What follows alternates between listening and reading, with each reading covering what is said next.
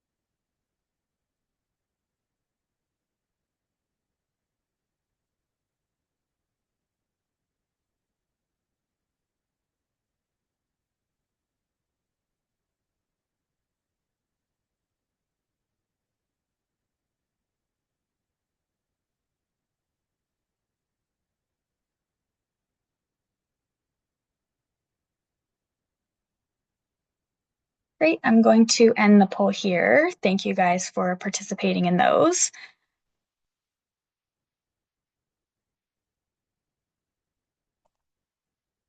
As for our agenda, today we will begin with Allison Bray, who will talk about her lived experience with liver disease, and then that will be followed by a discussion-based presentation where I will ask Kate Dunn questions about Indigenous liver health. And then after this discussion has finished, we will do, again, a final poll to get your feedback on the webinar. Also, please feel free to use the Zoom chat feature to ask your questions during the presentation. And note that these questions will be answered during the Q&A section of the webinar if time permits.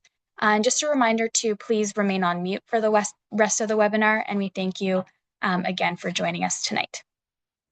I now invite Allison to unmute herself so she can kind of share her story with liver disease. Hi, Anin Sego Nimki Megan Kwe Maka Mekwa Mijike Do Dem.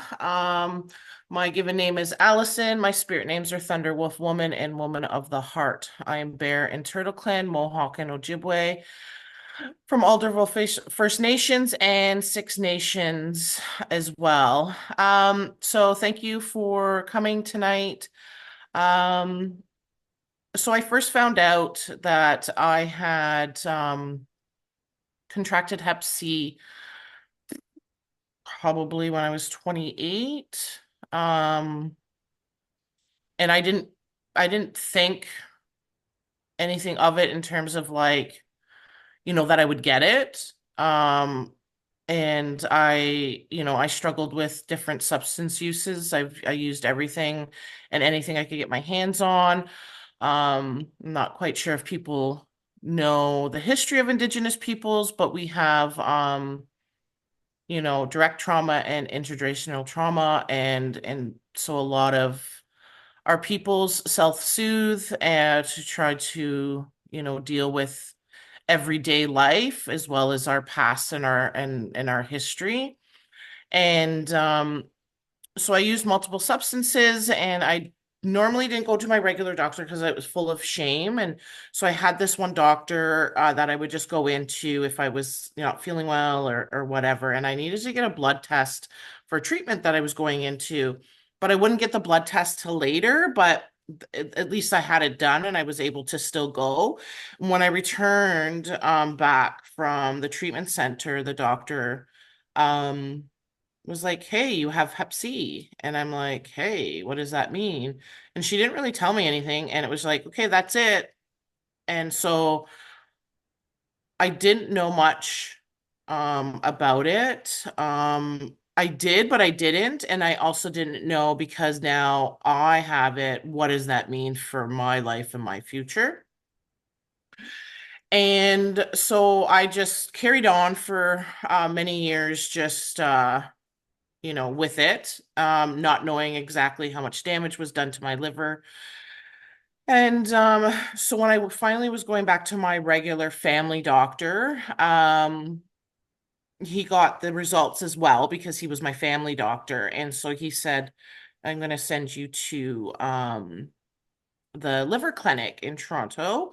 Um, and so at the Toronto General Hospital. And so I went there and they did all the tests. And meanwhile, I was still using. And so they did all the tests, checked my liver, the scar, if there's scar tissue, fatty tissues, and also like my enzyme count. And so uh my enzyme count was pretty, like, it was high, but it wasn't enough for them to like be concerned considering I was still using. But there was no fat on my liver and there was no scarring, no scar tissue. So that was really good news. So of course, the specialist encouraged me to stop, and I needed to stop for a year before they would do the treatment. And back then it was the interferon. And so that was, I heard, because I had a lot of friends and people using it where it was really invasive. It was almost like going through chemotherapy. You could lose your hair. You were really sick, lethargic. Um, and so I was just like, no, I'm not going to do that. And then I lied to say that I wasn't using anymore, just to get the cure because I really thought that that's what I needed to do. Um, And so I was just really working with one of the nurses at the liver clinic and not so much the doctor after a while. Like they would do periodic check-ins. And so she was really pushing it. And so, anyways, I was like, okay, fine. So I brought my mom so that she could help me in case I was sick and she could help me with injections and monitoring exactly what I have to do and take care of. And then I was just like, oh, she's like, when's the last time you used? I was like, a couple of weeks ago, because I couldn't, like, I was just like, whatever, they're either going to give it to me or not. And she's like, no, I got to talk to the doctor. Like, you needed to be off substances for at least a year. And I was like, yeah, I think the doctor would be good to talk to because I really don't know what's going on. And do I really need this?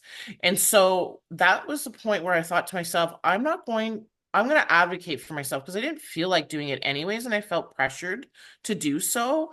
Um, and I wasn't willing to stop using,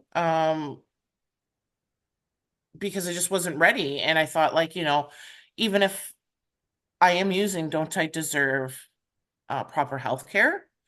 And so I got an appointment with the specialist, and he's like, you know what, Allison, this is really invasive. I'm glad you came to talk to me. He said, your enzymes are high, but they're not anything worrisome that they're going to be doing any damage to your liver. You have no fatty tissue and you have no scar tissue. And so I would just say, like, once a year we'll check in and we'll go from there and make sure that everything's still okay every year, and we'll go from there. I said perfect because I don't feel comfortable doing this anyways. He was fabulous. The nurse wasn't. And so still through my using, I got in trouble with the law and I had to go to the penitentiary. And in the penitentiary, you do like just like medical, like anywhere else. And I told them I had Hep C. And so the nurses in there too were pushing, and it was interferon as well inside. They were pushing for me to do Hep C treatment. And I was like, no, look, you set up the appointment with the Hep C specialist because I know that my doctor outside says I'm fine in terms of where I'm at. And actually, when I went into the penitentiary, I hadn't been using for a couple of years. So, um, I knew that I had no reason to worry at this moment to rush to get it done. And I also knew by doing more research, by getting into the field of Hep C HIV, that I knew that its stats, as well as, like, meeting a quota because I'm Indigenous, right? And so I talked to the doctor inside, and he said, no, you're right. You don't need to. Your enzymes are actually really good. And wait until they have new medication coming out, new treatment where it's going to be a pill. It won't be, invasive. There's hardly any side effects. And so he kept like, keep doing what you're doing. But through that time in the penitentiary, every time I went to go to the nurse's station for something, that one nurse would be like, you should really do treatment. You should really do treatment. And I said, you really need to stop bothering me because I know what I know, and the doctor agreed. So I need you to stop. And then I would start advocating for people inside. Like I said, like, they need to do all different kinds of tests, not just a blood test, to find out where you really are in that stage, right? And so I felt really empowered to know that the doctor that I had at the liver clinic here in Toronto really pushed me to learn more about what I was dealing with, and gave me the confidence to speak up for myself. Because, like I said, the nurses were pushing for me to do something that really was a horrible experience for a lot of people, this medication. And then finally, when I got out, I set up a clinic appointment. And I mean, to this day, right now, I'm over 10 years. I haven't used any substances. Um, and so I went to him and I says, like, he says, no, you know what, Allison, like, I don't know if you want to wait because I was only 37. I think we should wait. If you want to have kids and you might be looking at having kids, you can't do it when you're on the treatment. You can't do it for 6 months afterwards. And if there's any potential of you getting pregnant in that time, then you have to go off the medication, which doesn't help having to go back on the medication. And so we really talked about what I wanted for my life and what that looked like. And he gave me the honest truth, and not rushed. And I found that really empowering for myself because obviously I found the right doctor, but also too how it actually felt to be heard as a person, as an Indigenous woman, um, to be empowered by a doctor. So now I know that good feeling that I'm not going to take anything less now. And I'm not going to take anything less from advocating for our community members because I work in the HIV field, Hep C field, and harm reduction. And so he really changed my life in terms of that perspective, and we really mapped out what that would look like. And then a couple of years later, I was like, you know what? I don't know if I'm going to be able to have kids. I'd rather just have like do this now. And so that's what I did. And I took it and I got like cured. It still shows up, so I don't know if anyone knows about Hep C. I don't have the active disease in my blood, but anytime like you POC test, like point of care testing, it'll come up. I always have the antibodies that shows that I'm positive, but there's nothing active in that. It just stays in your system in terms of the replication that had happened during having Hep C. So I did it, and I mean I think I just had headaches. We monitored, and I think within the first, they do it, I was on 12 weeks. The first 4 weeks, it went down by half, over half, my enzyme. And so I think still now to the States, like 8, which is like what it's supposed to be. And um I had a child, and I didn't pass it on to him. It's really hard to pass on to your child. That's what, like, breastfeeding, and there's different things that you shouldn't, well, not, I'm not gonna say shouldn't, that you can do that will like increase it. And my son still needs to get a Hep C test, but I'm pushing the doctors from the Ministry of Health because they want to do a blood drawn to see if he has Hep C, and I'm pushing to say a POC test will show if he has any antibodies in it. If he has any antibodies in his system, then that's when we need to move forward because that's how you test for anybody else. And so I still haven't gotten my son tested because I my son is special needs, so I don't want to put him through that. That's basically the reason why I'm pushing it more. But I know that I can do a point of care test on him, and if it shows that there's no antibodies, there's no further need to move forward with an actual blood test. And I'm really grateful for my journey. I mean, I could have caught a lot of different things, but my liver's healthy. I didn't do any damage through all the drinking I did. I was really fortunate that the Hep C didn't do much more damage. I don't know how long I had Hep C for, but they say that I might not have had it for as long as I thought I might have had it because there wasn't any liver damage. Uh, I think I'm just lucky enough, and I also have heard from many Indigenous peoples that we have a different body and metabolism, and a lot of Indigenous people, compared to non-Indigenous people, cure themselves in a percentage wise more than anyone else. And so I think that, regardless if that's true or not, I do think that we have, the resilience in our blood that makes us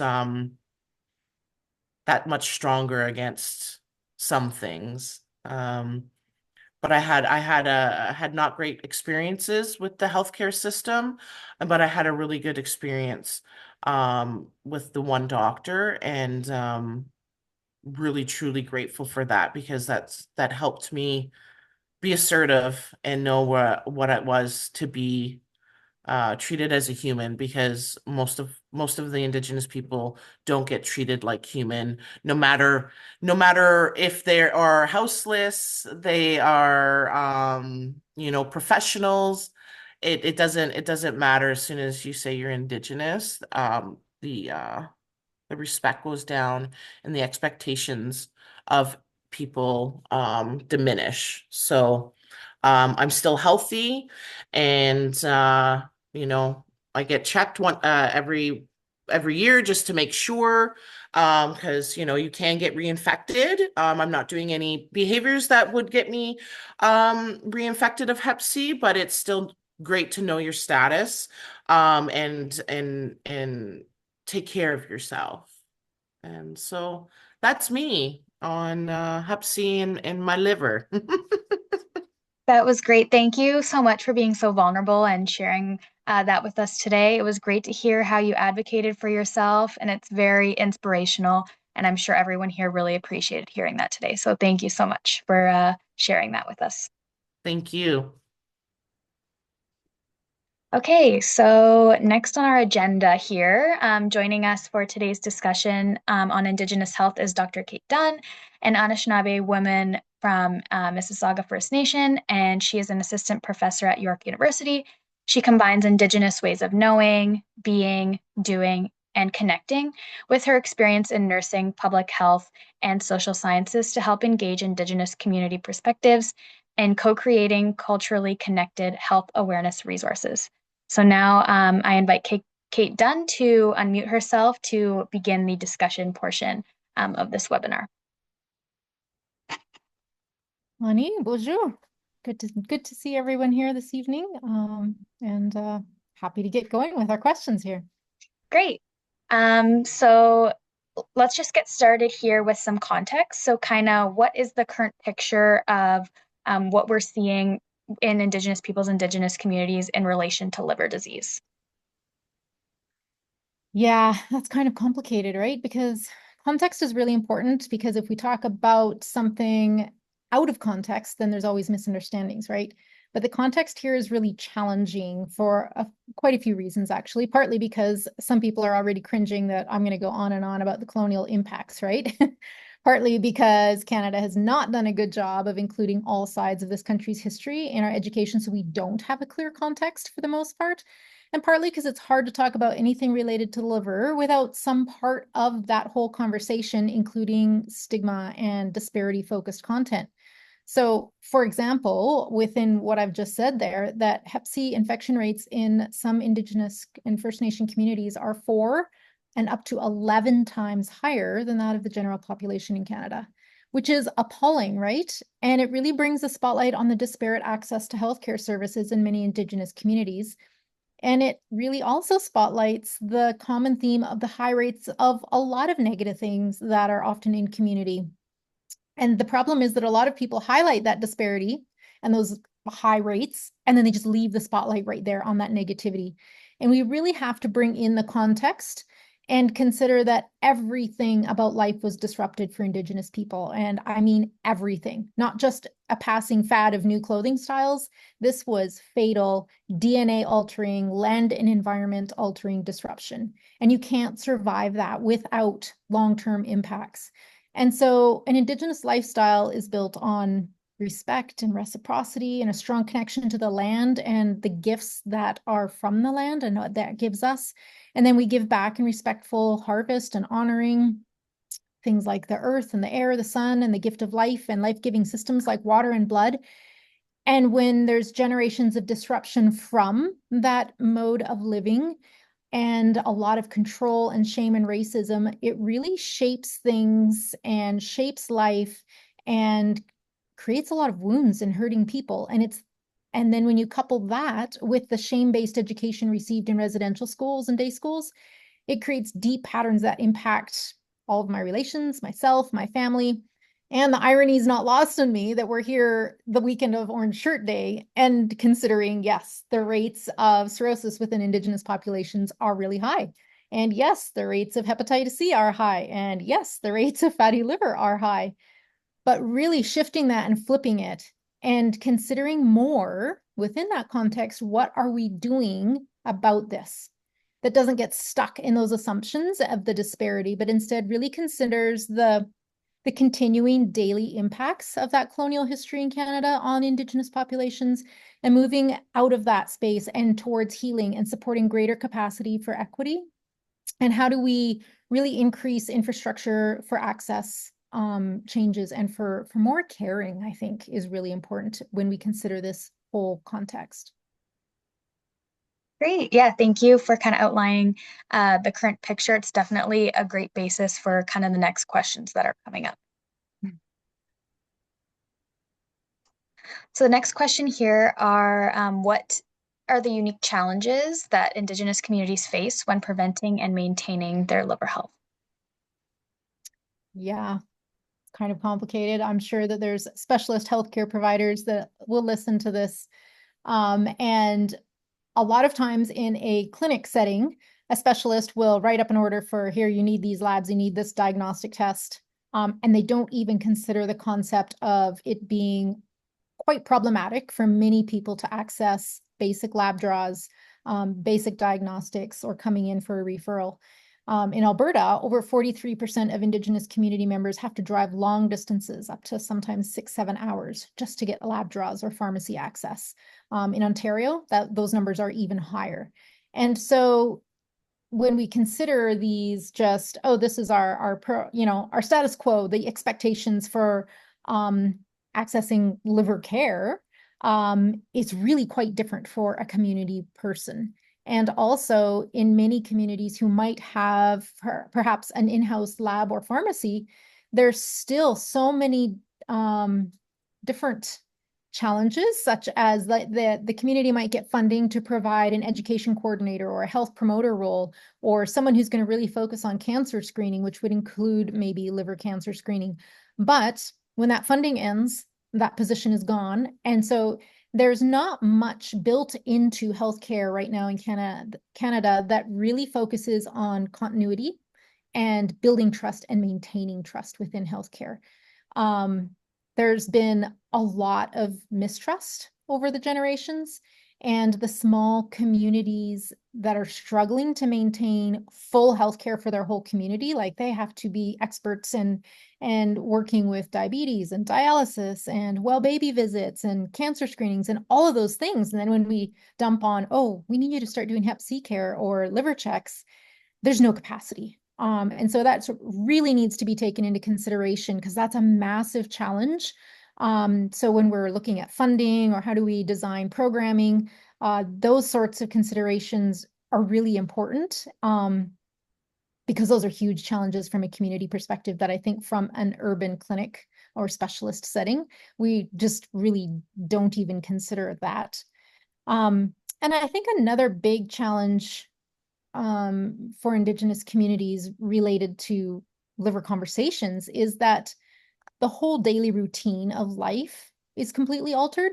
So the routine used to be really based on movement and food gathering, ceremony and relationships, and all of those are disrupted, right? And when those were all disrupted and connections to land were changed, the diet control has changed, and the food access is really challenging in a lot of communities.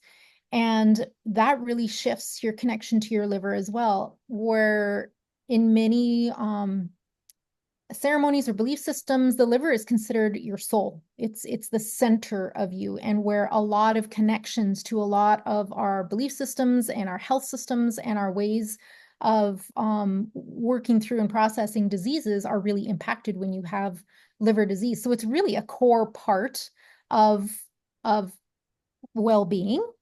For example, in many communities right now, like it's moose hunting season, right?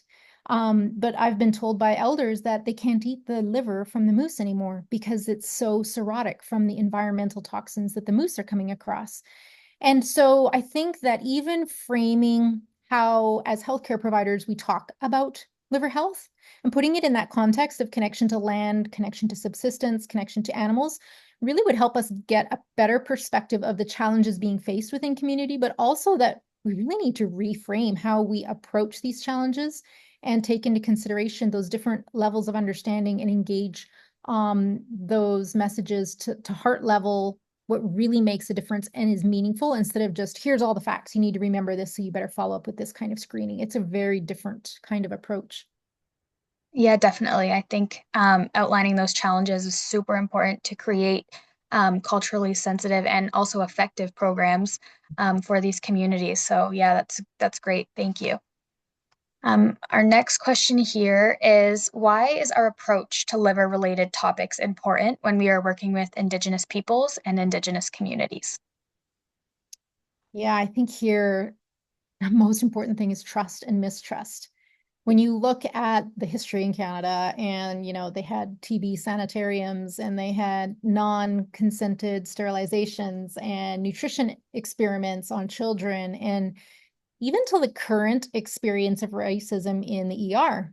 Happened to my aunt last year. Actually, even me, just last month I was in the ER, and before they would even triage me to find out what I was there for, they wanted to know whether I identified as First Nations or not, which really makes you question, am I going to get adequate care? Like, racism is very real, and trust and mistrust are a very real part of every health interaction in Canada.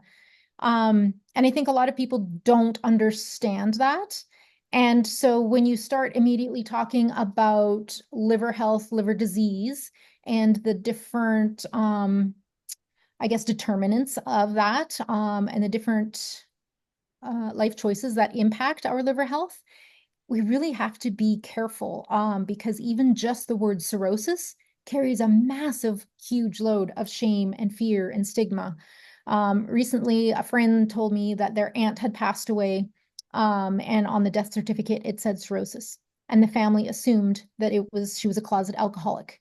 And it wasn't until they came across some awareness resources and realized that no, she had hepatitis C. She passed away from hepatitis C, and that now the whole family had an opportunity to become educated on hep C and to all go get screened themselves, but they had no idea, no concept. And it really helped that family to cope with that passing, because they could better understand and take that stigma out of that conversation. Another really, really common situation is maybe a grandmother has hep C, and she will not hug or touch her grandchildren that she is caregiver for, because she is so deathly afraid of giving this virus to those grandchildren. There is so much fear and mistrust, and we have to do, as healthcare providers, a much better job at shaping culturally connected awareness resources so that we are engaging with the issues that are really impacting actual lives of people in community, instead of just, here, read this pamphlet, it has all the information you need, come back next week and we're going to start treatment. That doesn't work. We really have to engage at a level that makes sense, and at a level that is relevant. And softer is not the right word, but that really engages the heart level of understanding, and not just the head level of, here's the scientific facts. And I really think that awareness is the key to changing all of these conversations, because that is the only way that we can flip stigma right on its head, is by awareness, by normalizing the conversations about how your liver becomes diseased, or how you can get a hepatitis C virus, or all of these things. Awareness, normalizing these conversations, instead of, oh, you did that, so now you have this virus. It becomes, hey, everyone in this room could have been impacted by the hepatitis C virus. Have you ever had a manicure? Have you ever had a blood transfusion? Have you ever had a tattoo? Have your cousin pierced your ears? Yeah, we're all at risk. And when you flip it like that, you just really change the whole feeling around it and the whole conversation. And everybody is more interested in engaging on what it is, and how we could all become involved in that story.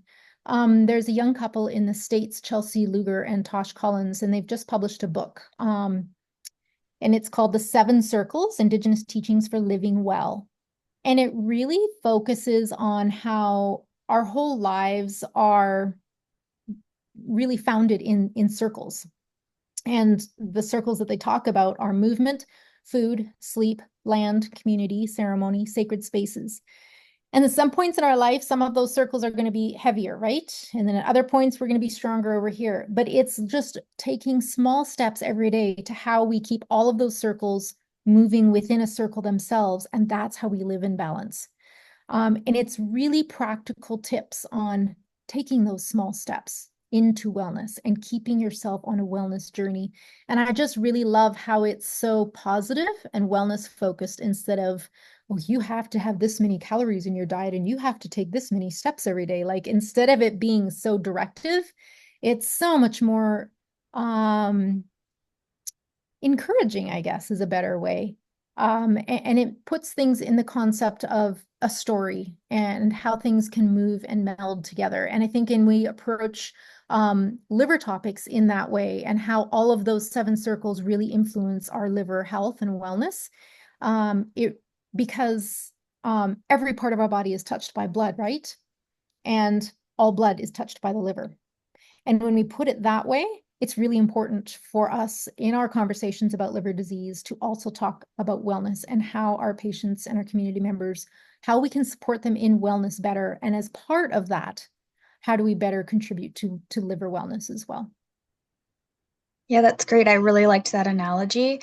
I agree that kind of awareness and education are kind of step one to creating those respectful and effective programs for Indigenous communities. Um, our next question here, there's clearly differences between the ways that health and wellness are treated in Western cultures and Indigenous cultures. Could you provide some insights on how traditional and modern practices can work together to help prevent and manage liver disease?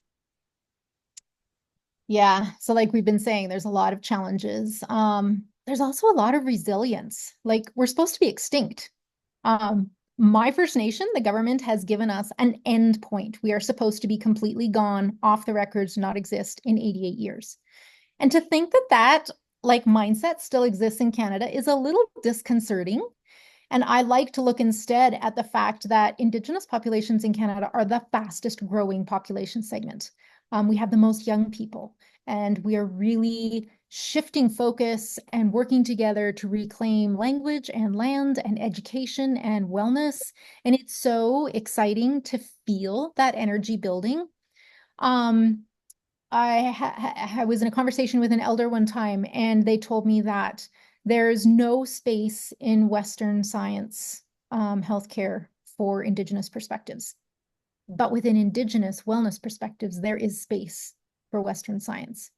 And I really thought that that was interesting. At first, I was like, wait, what? And then when I thought about it, I was like, wow, that's so true. Like, when you talk about Indigenous wellness and Indigenous perspectives within that concept in a healthcare setting, people get really uncomfortable because they want to have an algorithm that's really cut and dried, black and white, do this, your results are going to come out this. Um, and within Indigenous perspectives of wellness, there's a lot more space for listening and reflecting and supporting. Where are you on your journey? How can we help you do better in that journey? Where do we support and come alongside and build relationships with supports that are already in your circle? But also, what is here in Western science that can help you? And when we bring all of those things together, some people call it two-eyed seeing, where we look for that ethical space between the two perspectives of Western science and Indigenous wellness, and we look for the space in between about where are those overlaps that help and build and energize and focus on wellness. Some people can't see them, and some people it's really uncomfortable to talk like that. But I was recently visiting with someone who does plant medicines as harm reduction. And it's amazing for me to think about the potential for that, of connecting people who are living in urban environments and don't have access to land and are living a life that's really connected to misuse of substances. And this person is really focusing on connecting them to plants and what a plant can do to help them today to feel better. And to me, that's like the optimal harm reduction. And I think we can be looking for more ways to include approaches like that into our healthcare settings, because I really think that helps us bring in some of our core teachings. Like we have a lot of people call them the 7 grandfather teachings that really focus on humility, wisdom, bravery, truth, honesty, respect, and love. And you say those words in a healthcare setting, and people are like, wait, no. We don't do that in nursing or as a doctor. But I really think that when we work within that concept of respect and reciprocity, and build our models of care with those in mind, um, and we focus on the similarities of the earth to our bodies, where the earth has its own energy fields, it has its own bones and rock, like that are the rocks and the mountains, and it has its own blood, like the lakes and the rivers. And those things work together to clean and carry nutrients. And when we look at those similarities and then bring in that into our healthcare conversations, I think that it can really regenerate like the liver does. If you take out the substances that are causing damage in the liver, that tissue can actually regenerate and heal itself. And I think that healthcare has potential to regenerate and heal and do better at what it's supposed to be doing if we look for that ethical space to be between and we combine those perspectives. And instead of focusing on that disparity, shame, and stigma, instead we focus on resilience and healing and hope. And that in and of itself is going to help people heal, right? Mhm. Yeah, it's definitely interesting to kind of hear about that pushback in modern practices. I definitely agree that collaboration could create a more holistic and effective um, idea and treatments and practices for today's medicine. So I definitely agree with everything you said. That was great. Um, so next we kind of discussed this a little bit, but oftentimes distrust and stigma are significant barriers that Indigenous people face when trying to access healthcare. What are some steps that healthcare providers or health organizations can take to help build trust and decrease stigma around liver disease within these Indigenous communities? Yeah, there isn't a lot of trust in testing and treatment, especially without awareness. And there isn't relevant awareness without providers and healthcare teams that take the time to ask and then take the time to listen and then take the time to work together to co-create relevant resources and programming and supports and approaches that really support equity and access. And a lot of people aren't interested in engaging in testing and treatment if they don't understand the why.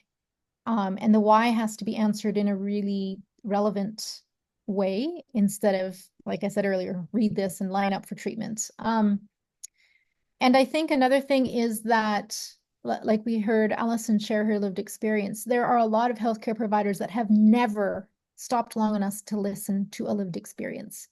And I think that if we took the time to do that, our care would shift because all of us have biases, right?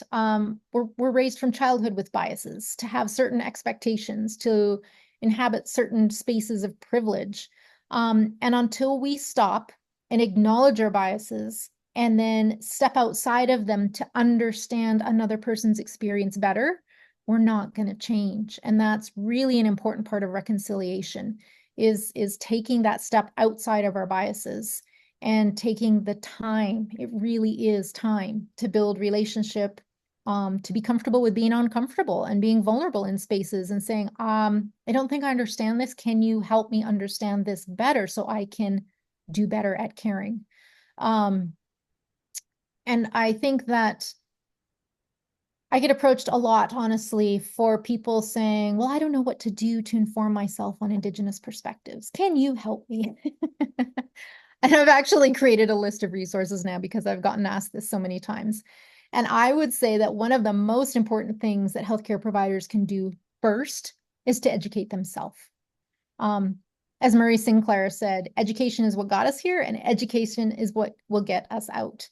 I really encourage people to do the work, read the books, go to the lecture, attend the events, watch the films, be a learner and put yourself in spaces where you're going to be challenged on your biases and learn to understand, listen.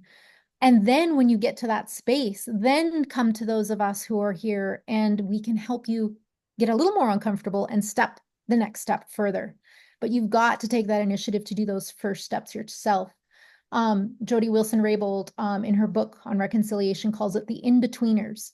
the people who really consciously take that effort to put themselves in between and really work towards reconciliation, those are the people that are going to be pivotal in changing our country and in changing healthcare, because then they can advocate and help us inhabit other spaces as well. And I think it's really important that we do that work and those conversations together. It's a process of to learn, to engage, and then to optimize what you've learned and take it to the next step, and then start that process all over again. I think it has to be that cyclical process of learning, engaging, and optimizing. And together with that in mind, yeah, we can do a lot of change for the good. Yeah, that's great. Having that first step of listening makes people feel heard for sure. And that's definitely the first step to actually trusting your healthcare provider. So I definitely agree with that. Our next question here, are there any resources or initiatives working to incorporate these perspectives that we have been talking about throughout the webinar? Yeah, there's a few that I'll mention here. One is that I've really enjoyed connecting with is the Cedar Project in BC, where they've been doing some really great work over a lot of years, working with community engagement to shape programming and care changes, and really engaging with people who have lived experience. Another organization is CON, so Community Alliances and Networks, is an Indigenous-led program, and they recently got some collaborative funding and have really focused on trying to help community-based initiatives have access to this funding to be able to make changes in their communities for hepatitis C and HIV. So some communities are doing translation work, so resources into their local Indigenous language. Some communities are shaping workbooks, other resources. It's really exciting to hear about some of these reports. Another resource in Alberta, a group of knowledge keepers and lived experience people got together and created a 23-minute film on Indigenous perspectives of liver wellness. And that film's available on the Canadian Liver Foundation website. In Ontario, they're working right now to add to the blueprint and the roadmap to elimination by having an Indigenous-led implementation circle. And then kind of in alignment with that, there's an upcoming knowledge sharing day in Calgary on November 1 in collaboration with CON, which is the, I'm going to get the acronym mixed up here. It's about the Canadian Association for Hepatology Nurses. And it's an Indigenous-led knowledge sharing day on how do we better focus on wellness around hepatitis C instead of just talking about the disease. Let's see, a few more would be Waniska in Saskatchewan is a research group that's really focused on engaging Indigenous perspective around conversations like this. And recently I connected with the Triangle group, which is a CIHR funded group that really focuses on mentoring for early career researchers. And they have a whole panel of Indigenous lived experience people who share experiences in GI and liver disease to early career researchers, which really helps them in shaping their career and how they engage. And then Katie is an organization that focuses on creating resources Canada-wide that are free, which is a really great, awesome benefits. And right now they're working on translating resources on hepatitis C, HIV, and syphilis into Indigenous languages. So that will be available as a glossary resource and then also a website resource. And then there's a lot of different community-based work that's happening. I think a lot of the community-based work is small, and because there isn't like a big activist behind it, often it doesn't get published or in the media or anything like that. But there's a lot of it that is happening and is being really, really impactful. And if you look and listen, you will find groups that could really benefit from being partners or having you jump on board as an ambassador to really help them build their momentum. And I think it's really essential to meet communities where they are and to take, again, that time to listen and understand and respect that really unique cultural context, so that instead of us coming in to control the narrative, we really listen to that community need and then help facilitate movement in that direction. Great. It's so lovely to hear that there's countrywide initiatives happening in Canada to try to incorporate those perspectives into healthcare. So that was lovely to hear about. Thank you for sharing that. And then just our last question for the evening. What are some things that we all can do to increase our awareness and support our liver's health? Um, well, I think that, well, it was William James that said this, and he was like the father of psychology in North America. He said, "Is life worth living? It all depends on the liver." And he really liked to take that because it's a play on words. Obviously, he was talking about it depends on the person who's living that life. But the way he spelled it was liver. So I'm going to take it and run with it because it really does depend on your liver. And how you choose to live life is going to impact your liver. You can't live without a liver. So obviously, it's a really important part of your body. It's the hardest working organ in your body. It filters everything that you eat or drink or breathe or put on your skin or come across in your environment.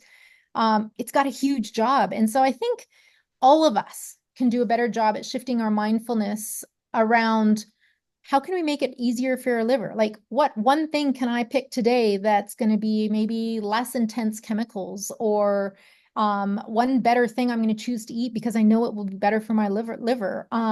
Maybe it's not a total lifestyle remake, but I think if we all took one conscious step a day, doing one thing to help our liver, I think it would make a difference, and help us live longer as well. And then just a couple points like that have been the themes going through this, that trust is really imperative to wellness. Supporting care and respect can be felt. And awareness is the key to flipping stigma on its head and really changing the conversations around a lot of these things that impact our liver. Great. Thank you so much for sharing your valuable insights today on Indigenous perspectives as well as liver health. Your knowledge on Indigenous experiences as well as health is greatly appreciated by everyone in attendance today. So thank you so much. We appreciate it a lot. Next, we have just our second set of polls for this evening, just to kind of take a chance to share your knowledge as well as your feedback for this webinar. So I'm just going to launch these final polls now.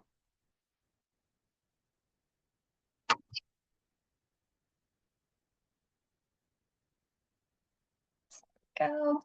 I'll give you just a few minutes to fill those out.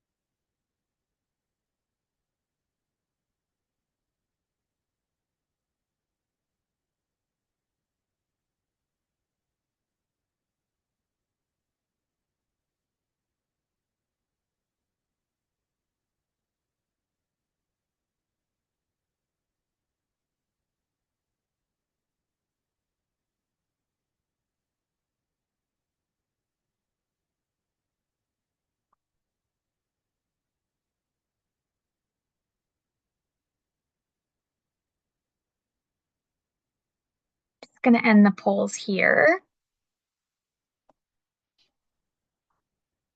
Perfect. So I just want to take some time now to thank you for participating in today's webinar. We don't really have much time for a Q&A session today, but if you do have any questions on liver health or Indigenous specific questions, I'm sure Kate or the Canadian Liver Foundation or even Allison could answer some of your questions after the webinar. So thank you so much for participating today. I just wanted to thank again Allison for sharing her story, as well as Kate Dunn for the great conversations on Indigenous liver health, as well as the people who came and participated today and the CLF community who tuned in. As we mentioned in the beginning, this webinar will also be available on the CLF website as well as our YouTube channel, so you can view that in the upcoming days as well. And then just here is some of our social media. If you want to learn more about liver health or stay up to date on our events or information about the Canadian Liver Foundation, please feel free to follow some of our social media sites there. Thank you all for coming, and we hope that you have such a safe and wonderful evening. And thank you again to our wonderful speakers this evening. Thank you.